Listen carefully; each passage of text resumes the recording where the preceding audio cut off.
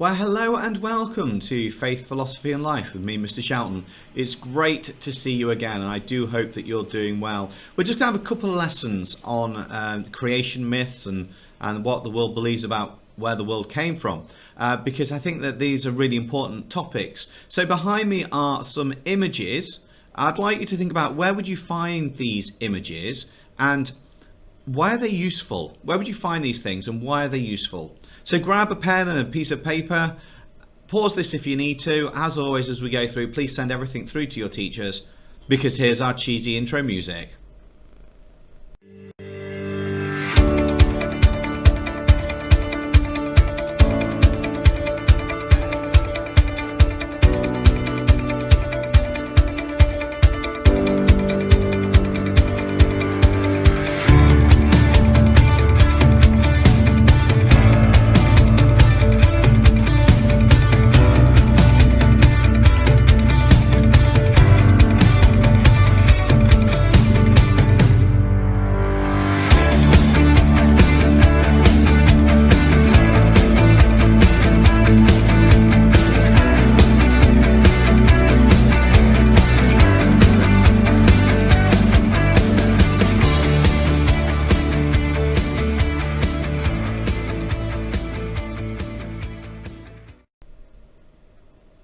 Okay, brilliant. So let's just confirm what we've got. So A then is a car wheel, obviously.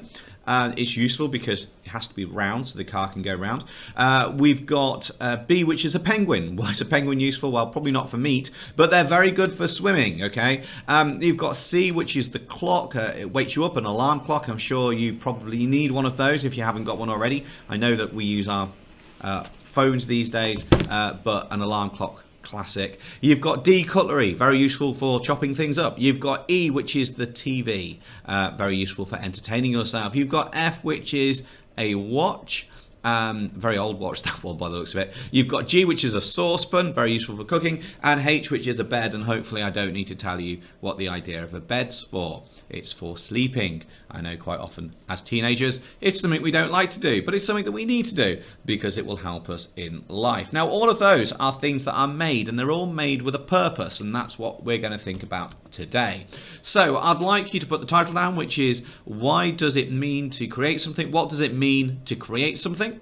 And today we're going to explore some different ideas surrounding creation. As I say, we're going to do this over next lesson as well. Just ignore the date there. I haven't got around to deleting that, so apologies for that. That's obviously not today. It's going to be good if you can give an example of how life fits into it and adapts to the world around it. It's going to be great if you can explain what happened in Genesis chapter 1. And it's going to be even better if you can explain how you think the world was made and why you think it. During today's session then, we're going to look at some little computer games, so your little character you're going to design, where in the world did we come from, a bit of Genesis 1, a bit of reflection as well. So without any further ado, here is a classic platform game. Using a pencil, you can do it in your book or you can do it on a piece of paper. I'd like you to draw a character that you think would work very well in this game, and then explain why you think your character would work well. So it might be, I'm going to give you a huge clue here because it's the first one, that you need to draw legs that can jump. Okay, so I'm going to leave that with you. Pause me and then get that drawing done.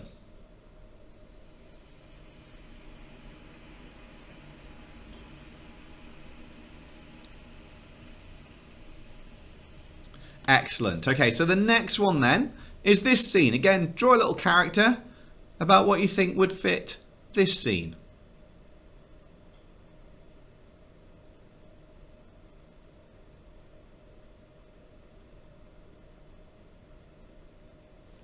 Okay, and the next one then, draw a character that you think would go well at this.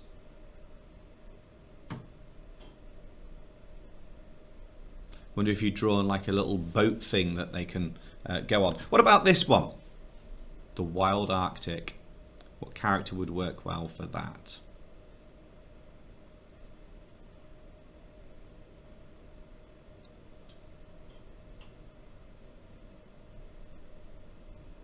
Okay, so your next task then is in the description below, you've got a sheet that's got lots of different images of lots of different things in them: arms, legs, hands, feet, faces. What I'd like you to do is to design your own computer game character. Now, you can use as many of these bits as you wish. However, you can only draw two things. So you can free draw two things if you want. So if you want a superhero with a cape, you're going to have to draw the cape. And what I'd like you to do is to do arrows coming off your picture that explain why you've chosen the bits that you have. Okay, so you're going to draw arrows coming off the picture to say why you think that these things fit your character, fit your computer game. So first of all, you need an idea of what your computer game is, and then you can design your character for it. And this is going to take you 15 minutes or so to do, because I want you to demonstrate in your work that you understand how the things that you add help the gameplay of the character.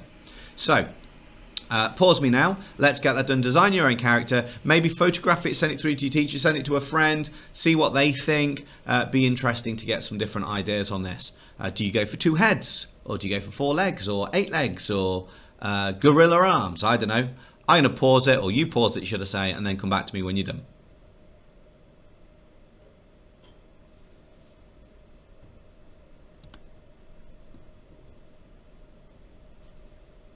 Okay, so some people would say that that is basically what evolution is all to do with. You may have heard of that phrase before, evolution. It's a theory, and it is only a theory. It's not been proven by a bloke called Charles Darwin, who suggests that we adapt and we change based on the world that we find ourselves. So if it's beneficial for us to have 3 legs, and someone for some reason gets born with 3 legs that's within their genetic makeup, eventually 3-legged people would take over the world if there was a genetic advantage for that. And that's what Darwin really talks about, and that's the theory of evolution, and that's what we've been looking at. How do we adapt to fit into the environment around us? And the question you need to ask yourself is, well, why? Why is this an issue? Okay, so we said it would be good if we could give an example of how life can adapt to fit around. And it's simple why it's an issue, because if evolution is true, does there need to be a God involved with creation? Now, some people would say yes, there does, because God directs the creation. But other people would say, well, evolution gets rid of the notion of God and the need for God. So I'm going to leave that with you to muse about. What I'd like you to do now is I'd like you to do a little mind map. Where did the world come from? Okay, where did the world come from? I'd like to do a mind map. I'd like you to write down as many different ideas that you can think of. It's not necessarily where life came from, because evolution could explain that, but where do you think the world could have come from? What different creation stories do you know? So pause me now and let's get that done.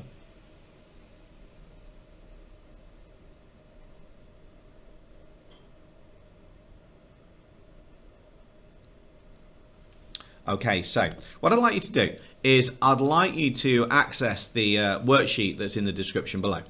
And you'll see there's a few tasks on it. The first task is to talk about where you came from, to do a little family tree, because you are from your parents. That may sound obvious, but it's true, your biological parents, that is. So what I'd like you to do is I'd like you to give that a go now. Do your own family tree. That's the top part. You'll need to do it in your book. So have you got any siblings? Have you got, what about your parents, your grandparents? How far back can you go? See if you can work out what your origin is. In the same way we'll think about the origins of the universe, let's think about your origin. So pause me now while you do that.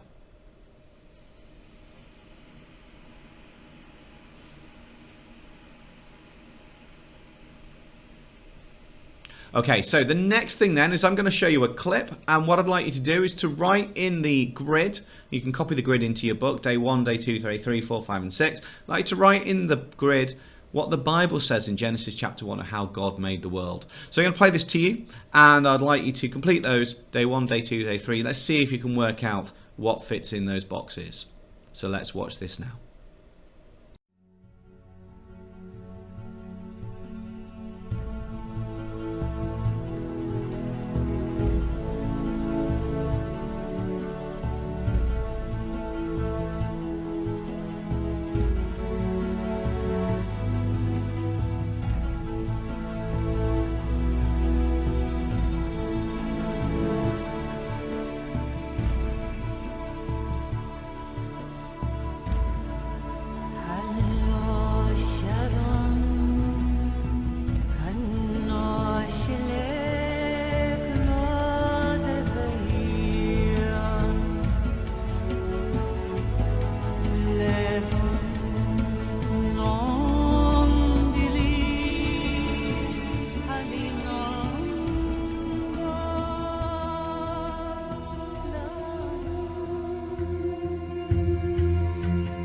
First this, God created the heavens and earth, all you see, all you don't see.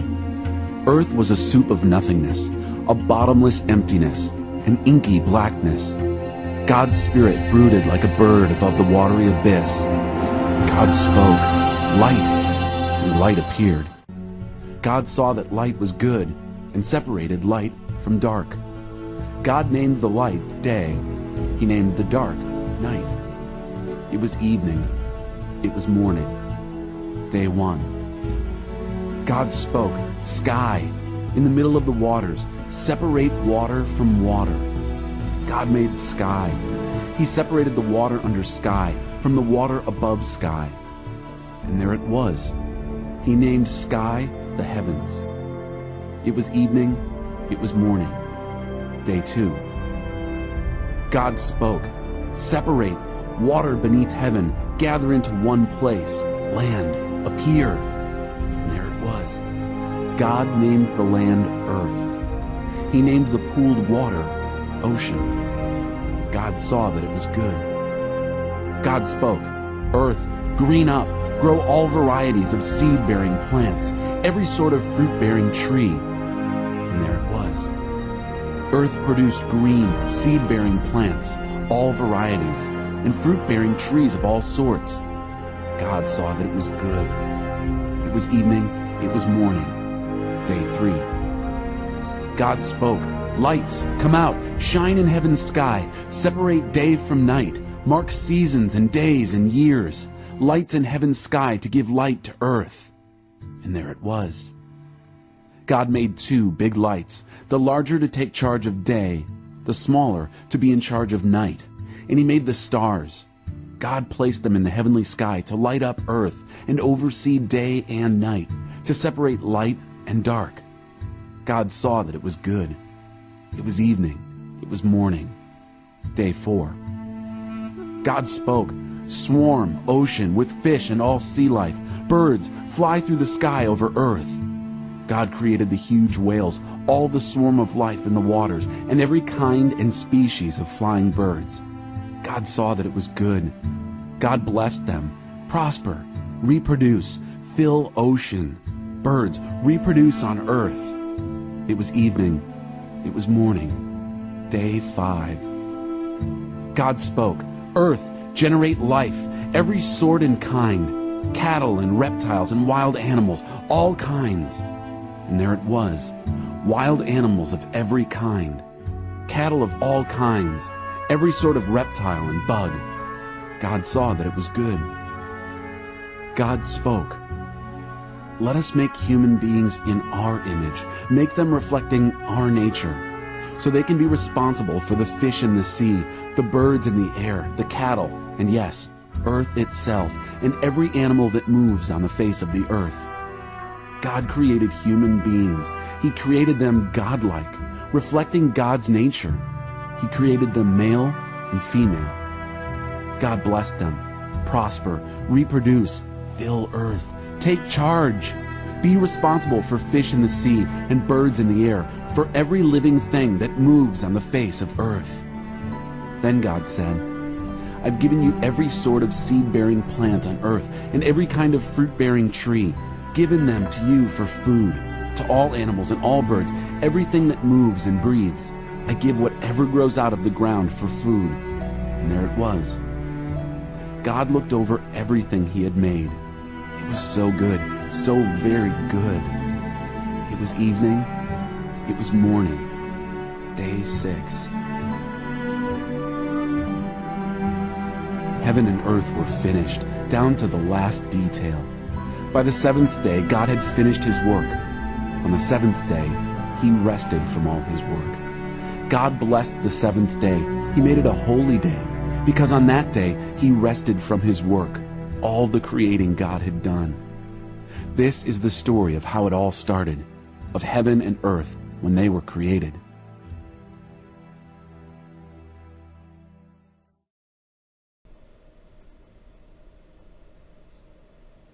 Okay, let's just confirm then we've got this. So day 1 is light and dark. Day 2 is the sea and sky separated. Day 3 is the land and sea. Land breaks up the water, and plants created. Day 4 is the sun, moon, and stars. It's parallel to day 1. That's why we're doing the table like that. See, sun, moon, and stars, and light and darkness go together. Then you've got birds and sea creatures. There's the link with fish and with water and sea, or sky and sea. And then you've got people and animals who live off plants and the land. And then day 7, you've got the day of rest. So hopefully we've got that table done, which is brilliant. There's now a couple of tasks on that sheet I'd also like you to complete. So pause me now while you do that and then come back to me.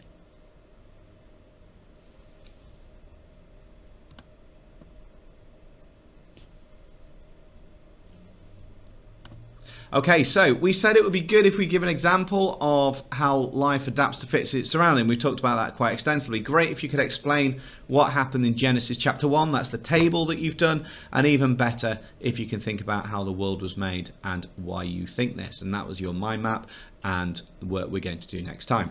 So let's just end with this. I'm going to go through some pictures. I'd like you to write down the number of the day that you think this was created on. So this is question number 1. Your answer was day 5. This is question number 2. Your answer was also day 5. Question 3. That's a picture of my old cat, by the way. His name was Jet. I miss Jet. Day 6. Then we've got this one. Day 6 again. We've got this one. No, it's not day 4. It's day 1 because it's light and dark. Day 2, the sea and sky separated.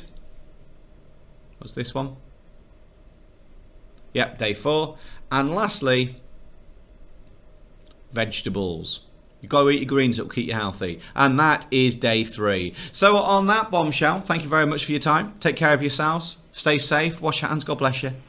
I'll see you soon.